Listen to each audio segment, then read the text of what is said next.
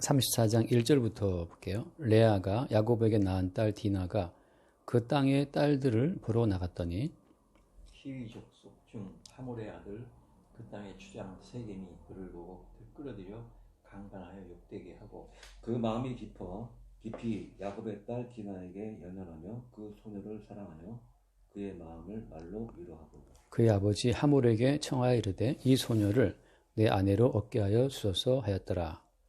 야곱이 그 딸 디나를 그가 더럽혔다 함을 들었으나 자기 아들들이 들에서 목축함으로 그들이 돌아오기까지 잠잠하였고 세겜의 아버지 하몰은 야곱에게 말하러 왔으며 야곱의 아들들은 들에서 이를 듣고 돌아와서 그들 모두가 근심하고 심히 노하였으니 이는 세겜이 야곱의 딸을 강간하여 이스라엘에게 부끄러운 일 곧 행하지 못할 일을 행하였음이더라.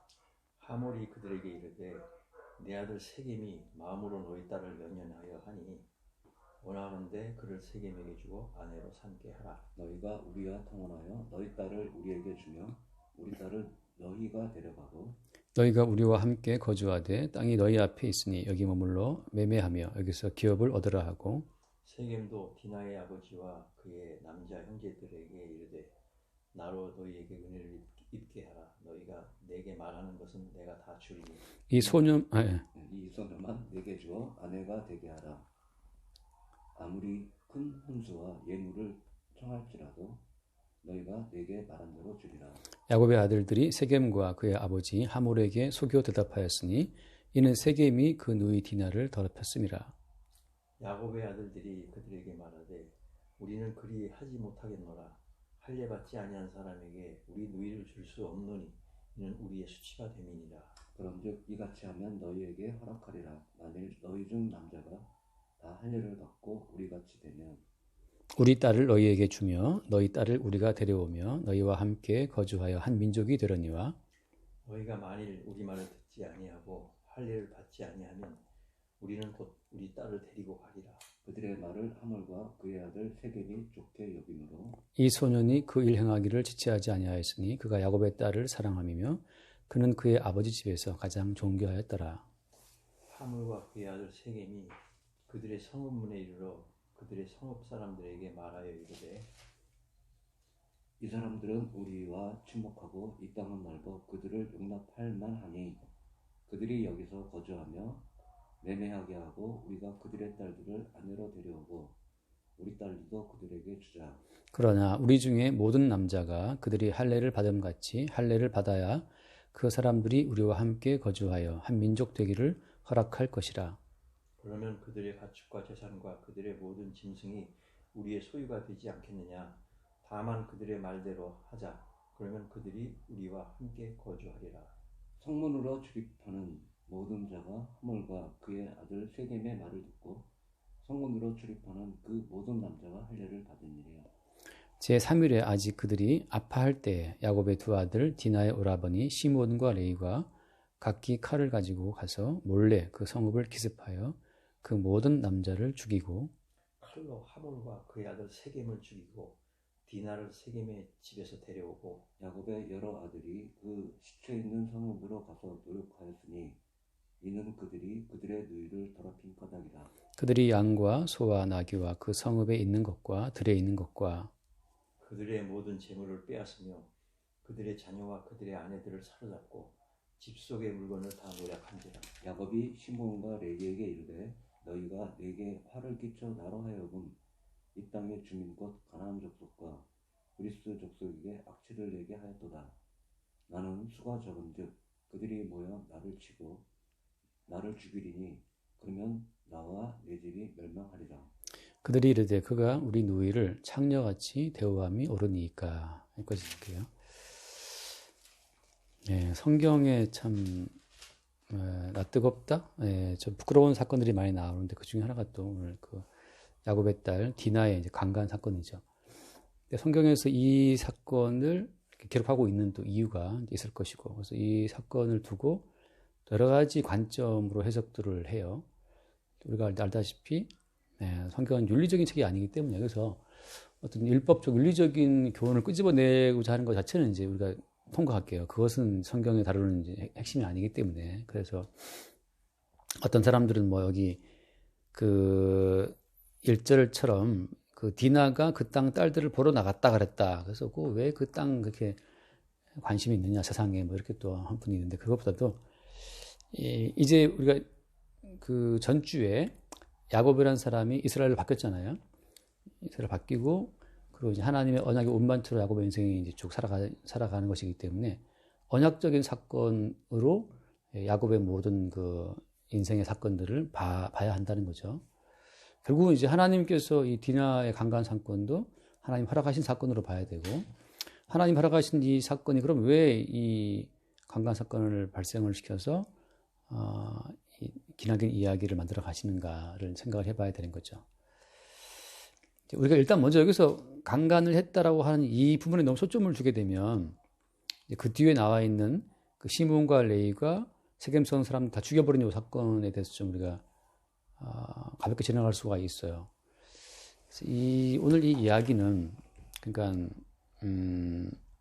지금 초점은 할례에 있어요. 할례. 다시 말해서 야곱의 아들들이 사적인 복수를 하기 위해서 뭘 동원합니까? 할례를 동원하죠. 근데 할례라고 하는 것은 우리가 앞에 봤다시피 아브라함과 하나님이 언약을 맺을 때 하나님이 아브라함의 언약의 표징으로 할례를 받게 했단 말이죠. 할례는 언약 백성의 표징인데 그 할례에 담겨 있는 그 언약적인 의미를 야곱의 아들들이 완전히 무시하고 사적인 복수를 위해서 육적인 그 분노를 그렇죠, 풀기 위해서 그러니까 이 육적인 분노를 풀 때 성공적으로 이걸 풀기 위해서 이제 하나님이 주신 언약이라고 하는 언약의 표징이라는 할례를 이용하죠. 그냥 쉽게 말하면 오늘날 모든 기독교인들이 사적인 욕망을 위해서 언약을 이용한다. 이것이 오늘 결론, 뭐 그냥 쭉 결론 할 수 있는 이야기예요. 사적인 복수, 사적인 억울함, 사적인 욕망, 사적인 꿈, 아무튼 그 모든 자기의 개인적인 욕망을 위해서 언약이라는 것을 이용한다는 거죠. 근데 이 할례 언약이라는 것 자체를 곧바로 대입하면 신약에서 뭐라고 설명을 하죠? 할례 언약의 실체는 뭐죠? 할례 언약의 실체는 잠깐 한번 찾아보자면 골로새서 2장 골로새서 2장 11절 말씀을 보면 골로새서 2장 11절 또 그 안에서 너희가 손으로 하지 아니한 할례를 받았으니 곧 육의 몸을 벗는 것이요 그리스도의 할례니라. 네, 이 할례의 실체는 육의 몸을 벗는 것이고 그리스도의 할례라고 되어 있죠. 그리고 나서 그 뒤에 하신 말씀이 12절에 너희가 세례로 그리스도와 함께 장사되고 또 죽은 자들 가운데서 그를 일으키신 하나님의 역사를 믿음으로 말미암아 그 안에서 함께 일으키심을 받았느니라. 아멘. 여기서 보면 이제 그리스도의 할례고 육의 몸을 벗는 것이고 그리고 뭐라고 하냐면 세례로 그리스도와 함께 장사됐다라고 하잖아요. 그러니까 이 할례라고 하는 것은 십자가에 예수와 못 박히는 사건을 말하는 거예요. 예수와 함께 못 박혀서 죽었다는 사건을 보여주는 것이 할례죠. 이것을 이제 육체의 어떤 표징으로 남길 때에는 남자의 성기 표피를 잘라냄으로 말미암아서 육적인 생명으로 이어지는 그 흐름 자체를 주님이 끌어버린다는 거거든요.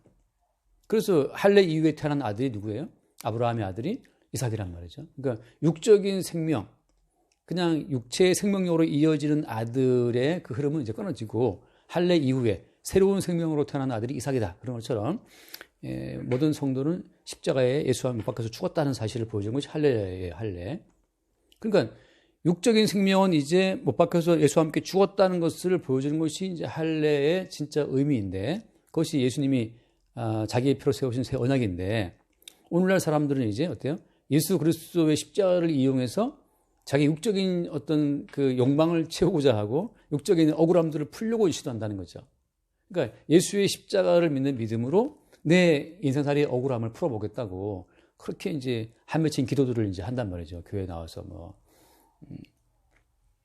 그런 것처럼 이 디나의 강간 사건으로 비롯된 요 할례 사건이라는 자체는 이 오빠들이 이 야곱의 아들들이 여동생의 부끄러움에 대한 그 억울함과 그 분노 자체를 그걸 풀기 위해 복수하기 위해서 할례라고 하는 거를 이용해서 복수를 끝냈는데 이 과정에서 뭐가 날아가는 겁니까? 이제 할례라고 하는 그 본래의 취지가 손상이 돼 버린 거예요. 할례의 본래의 취지는 그게 아닌데 오히려 너희들의 육적인 그 생명, 너희들의 육적인 그 모든 계획들, 사적인 복수를 해야겠다라고 하는, 너는 이미 언약 가운데 예수와 함께 죽은 자인데 너에게 무슨 사적인 영향이 있기에 사적인 복수를 운운하며 사적인 야망과 꿈을 운운하느냐. 자기만의 세계가 있다는 자체가 이것이 아직 안 죽은 건데, 원래 할례의 취지는 자기만의 영역을 다 잘라내고 죽이는 건데, 오히려 이제 이 사람들은 자기 영역을 넓히기 위해서 할례라는 언약을 이용해 본 거죠. 그럼으로써 이방인 세계에 할례라고 하는 것의 그 취지를 손상시키는 어떤 그런 부작용을 낳게 되는 거예요. 그럼 누구에게 질문할 수 있죠. 아니, 그럼 내 딸이 강간당하고 동생이 강간당하는데 그건 가만 두고 보냐 말이죠. 미국에서 어떤 무슨 그 아빠는 강간한 그 딸 강간하고 죽인 그 범인을 기다렸다가 정말 그 재판 그 끝나고 나오는 그 친구를 죽였더라고, 어떤 아빠는. 근데 나도 생각해 봤어요. 만약 내 딸이, 나도 한번 죽일 것 같아, 진짜. 기다렸다가 사적으로 복수할 것 같아. 그 판사의 판결은 약할 수밖에 없고, 또 뭐 인권 그러기 때문에 기다렸다가 나도 죽일 것 같은 느낌 드는데. 근데 아무튼, 그래서, 그럼 이렇게, 아이고, 내 여동생이 내 딸이 강간당하는 이걸 두고 보느냐 말이죠. 이렇게 우리가 나올 수 있잖아요. 자, 여기에서 이제, 야곱과, 그러니까 변화된 야곱이죠. 야곱은 죽고 이스라엘을 바뀐 변화된 야곱하고 아직 변화받지 못한 아들들의 어떤 그 대응 자체에 이제 문제가, 그러니까 다르다는 사실을 보여주는 거예요. 다시 말해서, 이전의 야곱은 어때요? 예전의 야곱은 발꿈치를 잡는 자이기 때문에 형에게, 그러니까 아버지를 속이고, 그죠? 아버지를 속여서라도 본인이 꿈꾸는 그 목적을 이루어야 되거든요. 그러니까 사기치고 거짓말을 한다 하더라도 자기의 꿈을 이루고자 했던 그 야곱의 본성이 어때요? 똑같이 아들들이 있었기 때문에, 똑같이 아들들도 마찬가지지만 할례로 거짓말을 해서 할례로 이걸 속여가지고서 그 세겜 사람들도 할례 한 다음에 할례 받아봐 알겠지만, 저도 군대에서 할례 받았는데 이게 너무 아프더라고요. 그 보면 나오지만 여기 3일째 나와요. 3일째 제 3일에 아직 그들이 아파할 때, 3일째 제일 아팠나 봐요. 이게 그 제일 아파할 그때 가서 칼 갖고 이제 다 죽여버렸잖아요. 남들이 활동할 수 없을 때, 그때. 그러니까 거짓말 치고 사기치고, 그리고 할례 받으면 내 딸 줄게, 이렇게 다 흥정을 다 해가지고 뭐 이렇게 그 사람 다 속이고, 그 아버지 야곱이 아버지를 속이고 형을 속이고 장자권을 뺏어왔던 것처럼 똑같이 애들도 지금 똑같이 또 속이고 자기 사적인 복수를 이루려고 하고, 세겜성 그 물건을 다 노력했다. 노력하고 양과 소와 나귀와 성읍이 있는 것들을 다 탈취했다고 하잖아요. 이게 야곱은 그 자기 아버지와 형을 속이고 장자의 명분을 다 뺏어왔는데, 똑같이 또 아들도 마찬가지지만 또 얘들도 또 속이고 사기쳐가지고서 그 이방인의 세계 속한 것들 다 또 뺏어온 거예요. 무조건 많이 얻고 많이 소유하는 그것이 축복이라고 생각하는 이 똑같은 습성 자체를 지금 갖고 있는 거죠. 그러니까 아직 이 아들들은 야곱처럼 야복강 사건이죠. 십자가의 사건을 거치지 않은 자들의 속성을 드러내고 있는 것이고, 야곱 입장에서는, 야곱은 예를 들어서 거기 뭐 몇 절에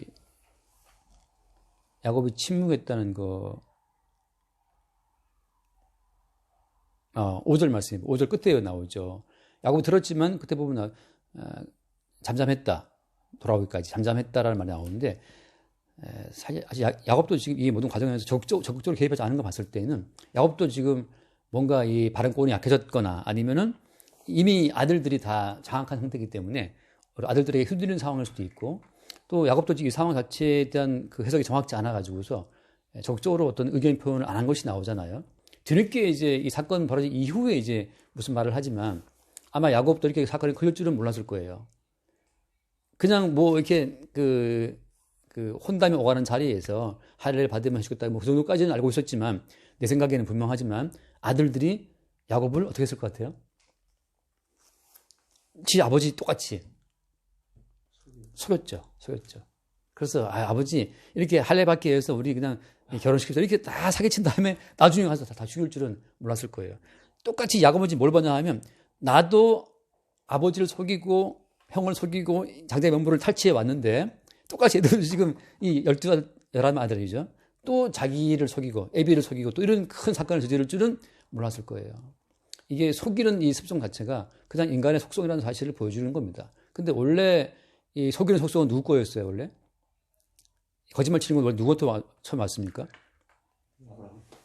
아브라함도 물론 거짓말 했죠, 그죠? 아브라함도 거짓말 했잖아요. 자기 아내를 누이라고 했잖아요. 근데 이 모든 거짓말의 뿌리는 원래 누구였어요? 리브가? 물론 리브가가 이제 야곱이랑 같이 짜고 했죠, 그죠? 더 올라가면, 예, 사탄이죠. 한번 요한복음 8장 한번 읽고 넘어올게요. 요한복음 8장 44절. 44절 한번 볼까요? 너희는 너희 아비 마귀에게서 났으니 너희 아비의 욕심대로 너희도 행하고자 합니다.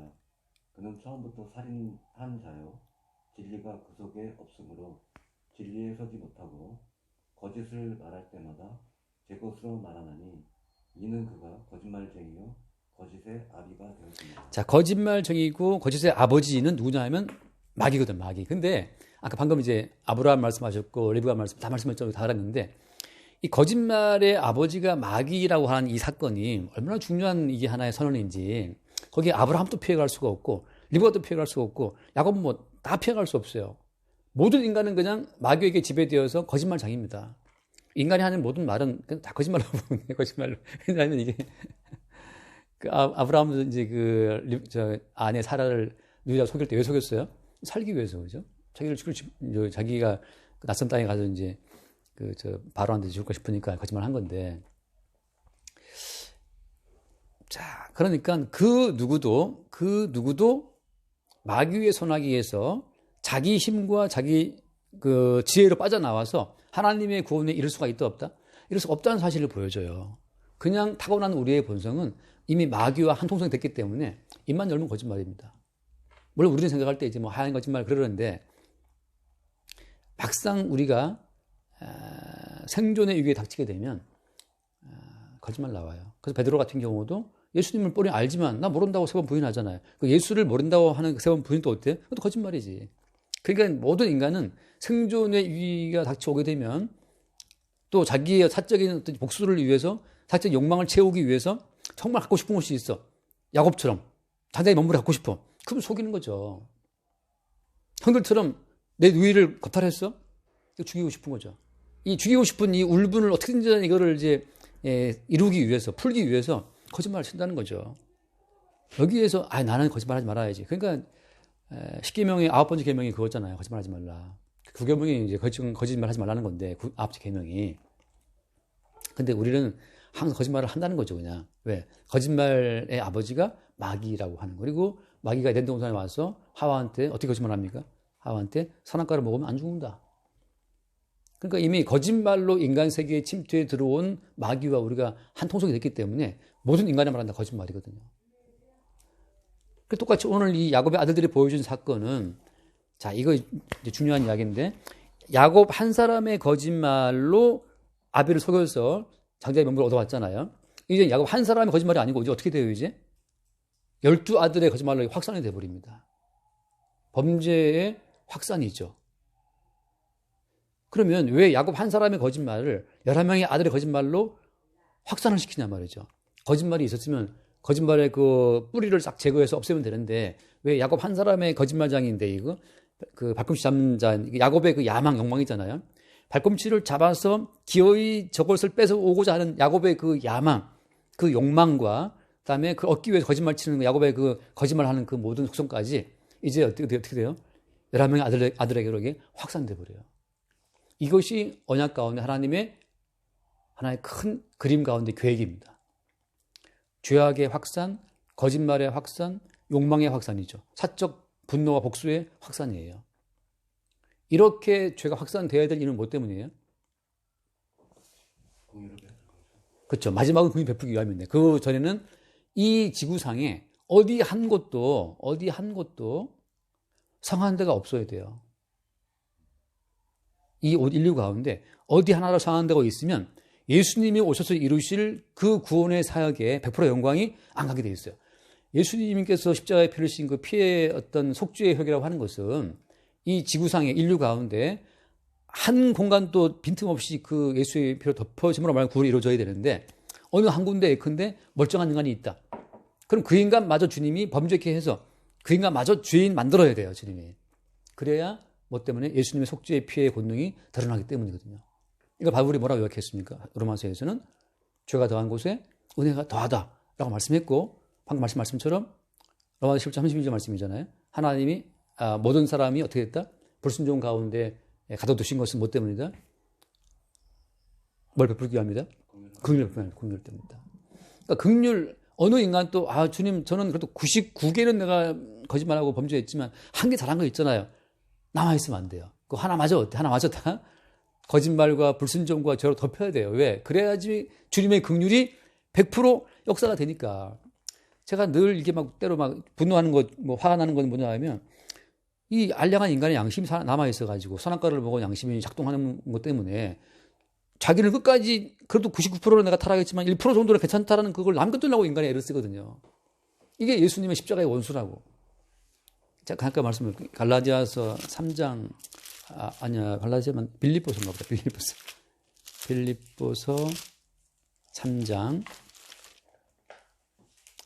빌립보 3장 자 17, 18절 볼까요? 17, 18절.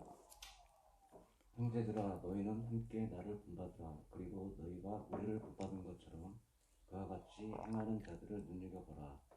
내가 여러분 너희에게 말하였거니와 이제도 눈물을 흘리며 말하는 여러 사람들이 그리스도의 십자가의 원수를 행하느니라. 자, 그리스도의 십자가의 원수란 무엇이냐? 1%의 인간 의로움을 붙잡고 있는 자들.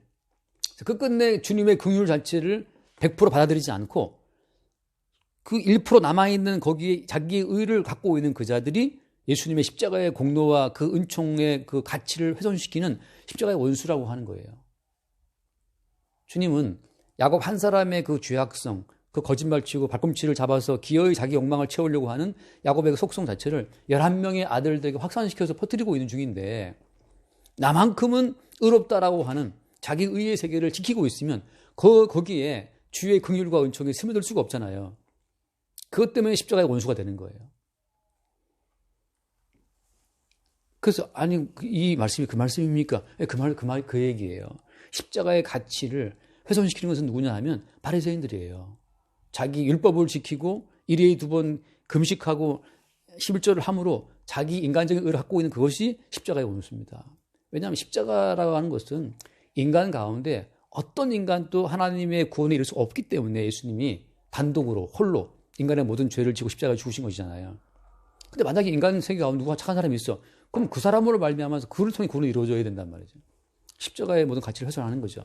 그래서 오늘 이 할례 사건을 가지고서 할례라는 언약을 이용해서 자기의 욕망과 사적인 복수를 위해서 사용하는 이 야곱 아들들의 속성이라는 자체가 이것이 지금 죄 아래 갇히고 마귀와 붙어먹고 있는 마귀와 한 속성된 인간의 속성을 보여주고 있는 것이고 야곱의 속성 자체의 재발현이죠.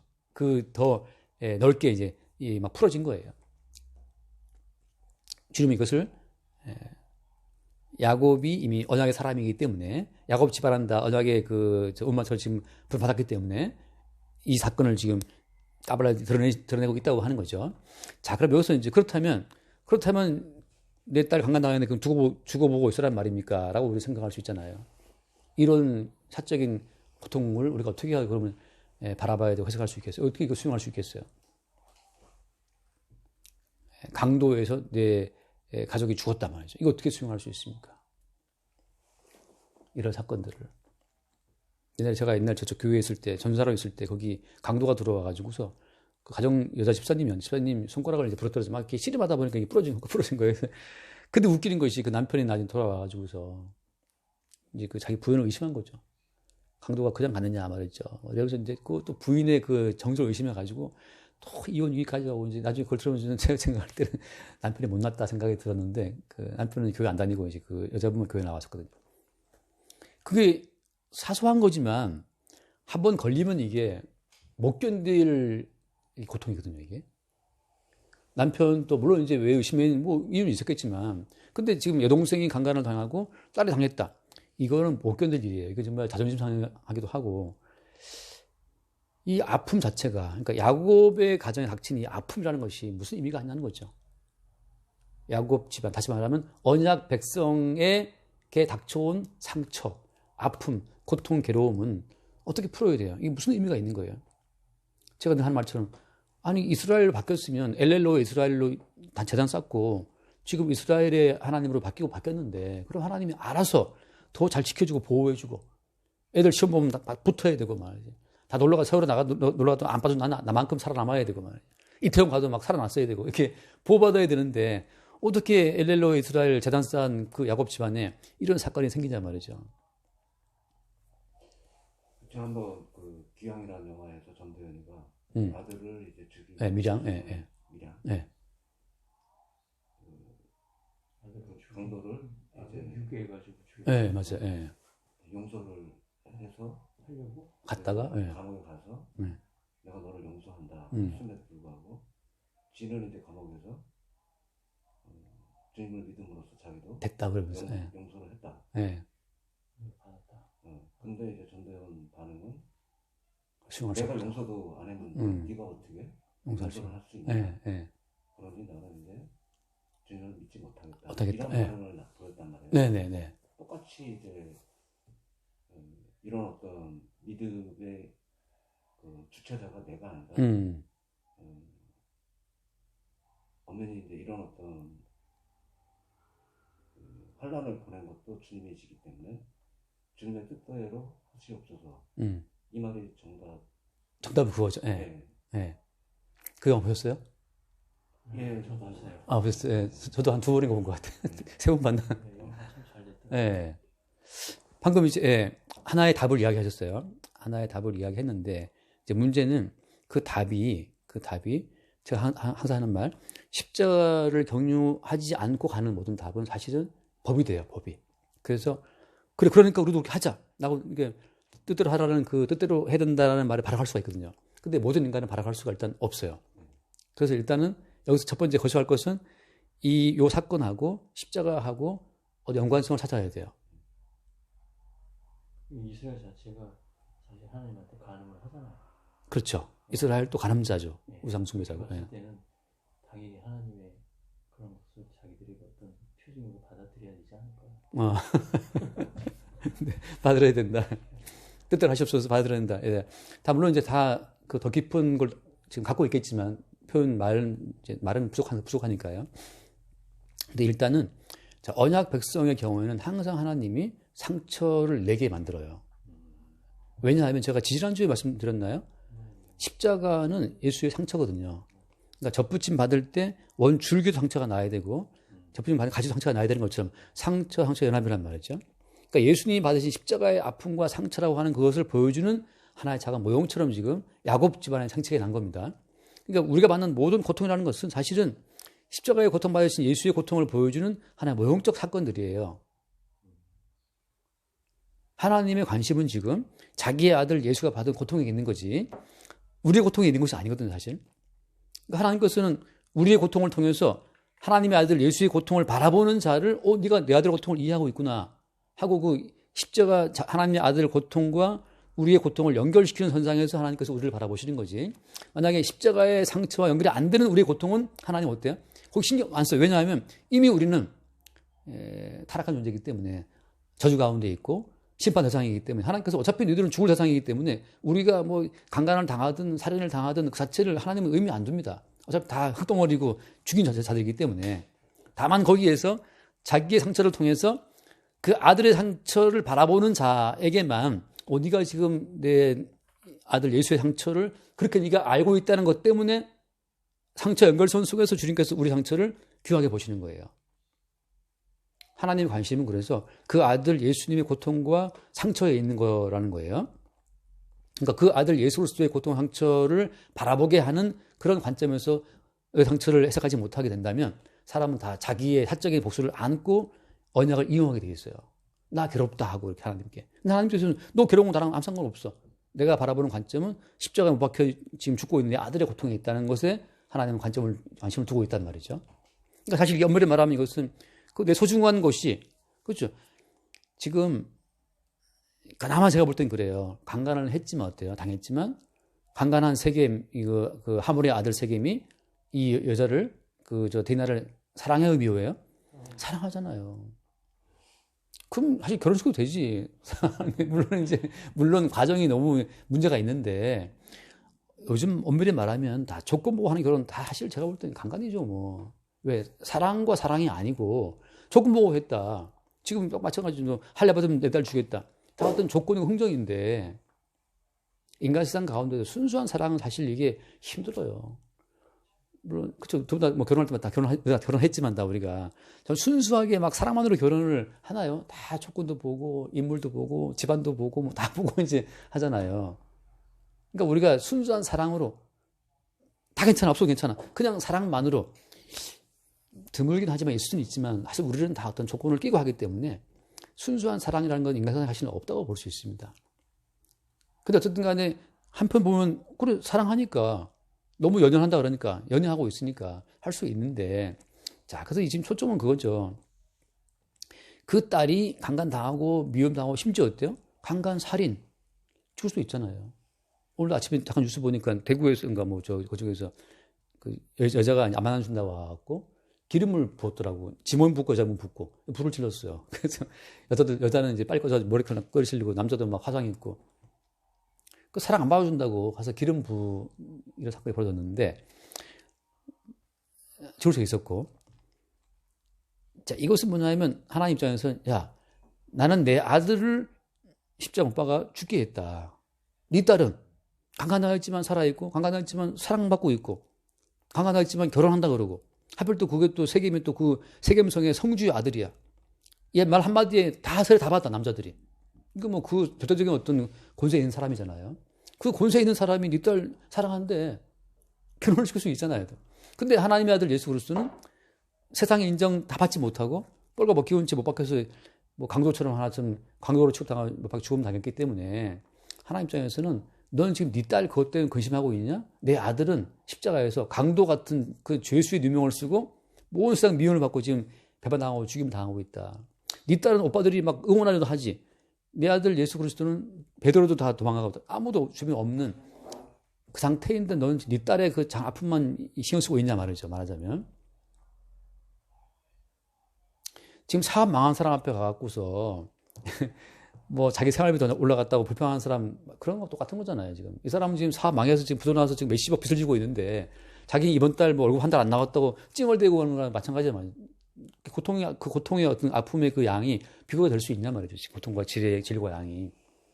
그러니까 지금 주님께서는 백성들의 삶 가운데서 계속 생채기를 내게 함으로 말미암아서 계속 십자가에 죽임당하신 예수의 상처와 연결시키는 어떤 그런 과정으로 언약을 끌고 가고 있는 거예요. 그러니까 언약이라고 하는 건 100%, 언약이라는 것은 100% 상처와 상처의 연결 속에서만 그 드러나는 것이지. 나는 오직 혜택만 받아. 혜택만 입고 언약을 바라본다? 이건 이제 똑같아요. 할례 언약을 이용해서 사적인 야망을 채우려는 것 똑같은 어떤 마음이라고 하는 거죠. 언약이라고 하는 것은 그 예수님 말씀하셨잖아요. 너희가 내가 마시는 잔을 마실 수 있겠냐라고 하잖아요. 그 마태복음 그 몇 장 갑자기 생각 안 나네.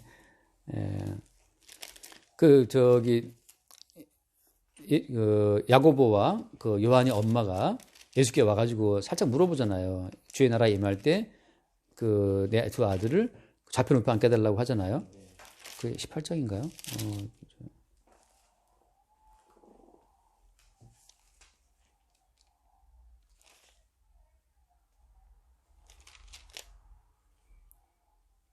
음.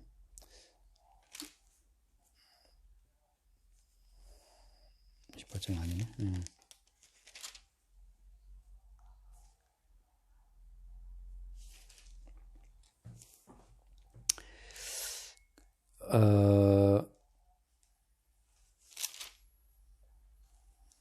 이게 시간이 가니까 잠깐만. 마태복음 20장에 보면은 거기 21절을 볼까요? 20장 21절. 예수께서 이르시되 무엇을 원하느냐 이르되 나의 두 아들을 주의 나라에서 하나는 주의 우편에 하나는 주의 좌편에 앉게 명하소서. 예수께서 대답하여 이르시되 너희는 너희가 구하는 것을 알지 못하는도다. 내가 마시려는 잔을 너희가 마실 수 있느냐? 그들이 말하되 할 수 있나이다. 이르시되 너희가 과연 내 잔을 마시려니와 내 좌우편에 앉는 것은 내가 주는 것이 아니라 내 아버지께서 누구를 위하여 예비하셨든지 그들이 얻을 것입니다. 자, 지금 이 사람들 오해하는 것이 뭐냐 하면 상처 없이, 생채기 없이 예수의 영광을 얻겠다는 거거든요. 근데 주님 하신 말씀은 그거죠. 야, 그거 내가 마시려는 잔 마실 수 있느냐? 이들은 지금 뭘 몰라요. 근데 고난의 잔을 모르고 지금 이러고 있는데 주님 하신 말씀이 마실 것이다 라고 말씀하신다고. 그러니까 상처 없이 고난의 잔에 참여함이 없이 주님의 고난의 인생에 참여함이 없이 열매만 따먹겠다? 언약 속에 그건 없어요. 언약의 핵심은 십자가이기 때문에 주와 함께 못 박히는 그 십자가의 사건이 평생 우리 삶 가운데서 이렇게 따라온다고 하는 거죠.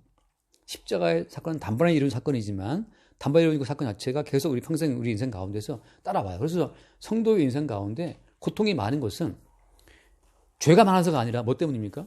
십자가에서 고난당하신 예수의 고난에 참여하는 과정 속에서 고난이 따라오는 거예요. 그러니까 이제 흔히 말하는 당신이 고통스러운 것은 무슨 죄를 졌기 때문이다. 그런 모든 사고 방식은 구약적인 방식인데 신약에 와서는 바뀌죠.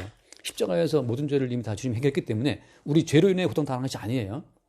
죄로 인해 당하는 고통이라는 것은 구약적인 그림에서는 가능하지만 신약에서 예수님께서 우리의 모든 죄와 허물을 담당하고 끝냈기 때문에 우리는 주님 하나 보시기엔 죄가 없는 상태란 말이죠. 근데 왜 고난당하느냐? 그건 십자가에서 고난당하신 예수의 십자가의 고난에 참여시키는 과정으로 따라오는 고난이라고 하는 거죠. 그게 욥의 고난이었고. 그래서 욥의 친구들이 막 윽박질렀지만 욥은 이해를 못해요. 내가 볼 때는 난 완벽한데 내가 왜 고난당하느냐. 나중에 이제 알게 되죠. 주님의 뜻 가운데, 주님의 십자가의 언약을 증거하는 고통에서 그는 미리 그 고난의 잔을 마신 겁니다.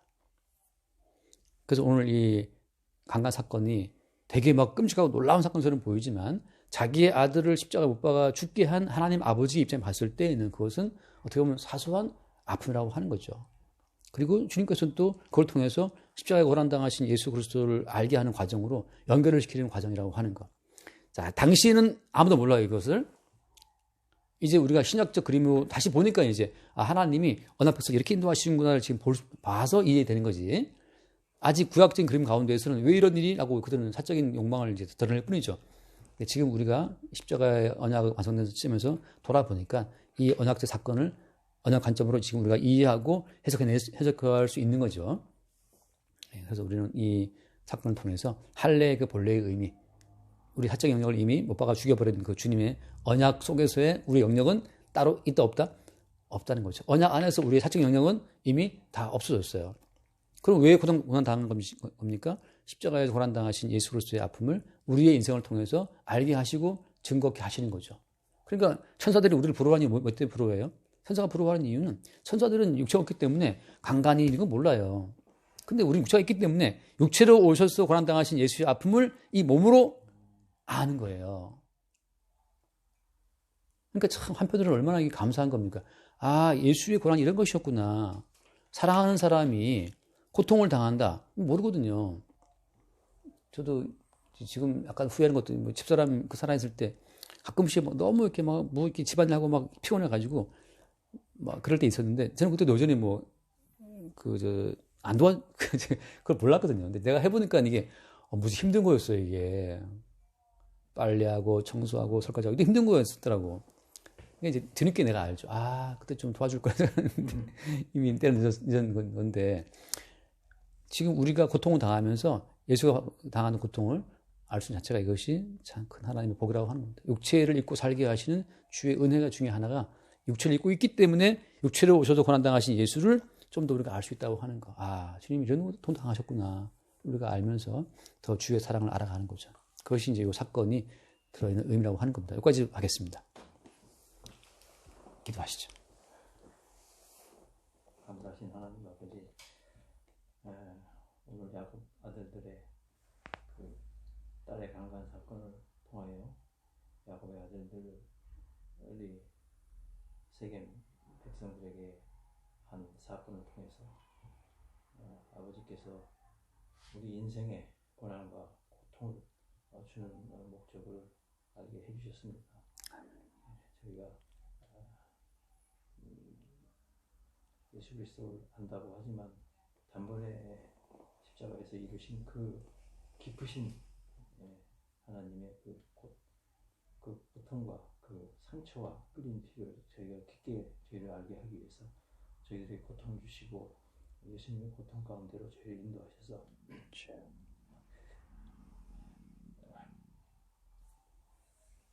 그 은혜로 저희들을 인도하시는 하나님의 언약 백성을 인도하는 그 방법을 알게 해주셨습니다.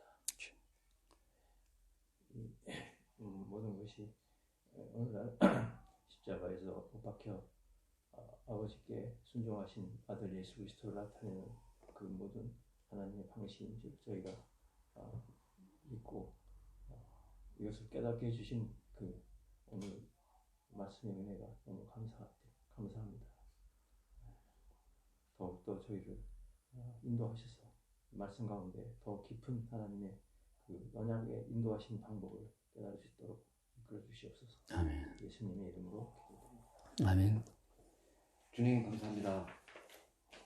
야곱 집안에서 드디어 야곱의 거짓말은 11명의 아들들로 그 거짓말이 확산되는 인간의 속성은 사탄의 지배를 받아 늘 거짓말하고 자기의 탐심을 위해서 거짓말을 일삼는 그런 족속임이 주님의 이러한 그 모략 가운데 그 강간 사건을 통해서 드러나게 되었습니다. 우리는 살면서 늘상 우리의 탐심을 위해 거짓말도 동원하고 사람을 죽이고 또 그것보다 더한 짓거리를 하는 죽어마땅한 존재임을 늘 말씀을 통해서 오늘도 배우게 되었습니다. 이러한 어떤 그 강간 사건은 아버지로서 또 가족으로서 감당할 수 없는 수치임에도 불구하고 이를 통해서 우리로 하여금 주님이 십자가에 못 박혀 죽으신 육체의 고통이 얼마나 큰 것임을 말씀을 통해서 또 증거하게 되었습니다. 우리는 이로써 항상 주 앞에 살고 사람들 앞에서 늘상 이제 자신을 자랑하는 그런 어떤 제약된 인생이지만 주님의 긍휼의 장소를 통해서 은혜를 항상 잊고 사는 또 주님밖에 우리를 구원할 수밖에 없다는 그런 믿음 아래서 살 수 있도록 주님의 이름으로 기도드렸습니다. 아멘. 주님 감사합니다. 사적인 복수를 위해 언약의 모든 수단을 동원하는 야곱 집안의 모습이 또한 우리의 모습인 것을 늘 새롭게 보게 하여 주옵시고 우리에 닥쳐온 모든 삶의 상처들이 사실은 십자가에 상처받으신 예수 그리스도의 고난을 우리에게 알게 하고자 하시는 고난에 참여하게 하시는 우리 주님의 은총의 작업인 것을 또한 새롭게 보게 하여 주옵소서. 나 중심으로 우리 중심으로 상처를 보지 않게 하시고 언약의 주인공이신 그리스도 예수의 그 자리에서 우리 모든 삶의 아픔들을 볼 수 있도록 우리의 안목을 새롭게 하여 주옵소서. 주께 모든 걸 의지하며 우리 주 예수님을 기도드립니다. 아멘. 수고하셨습니다.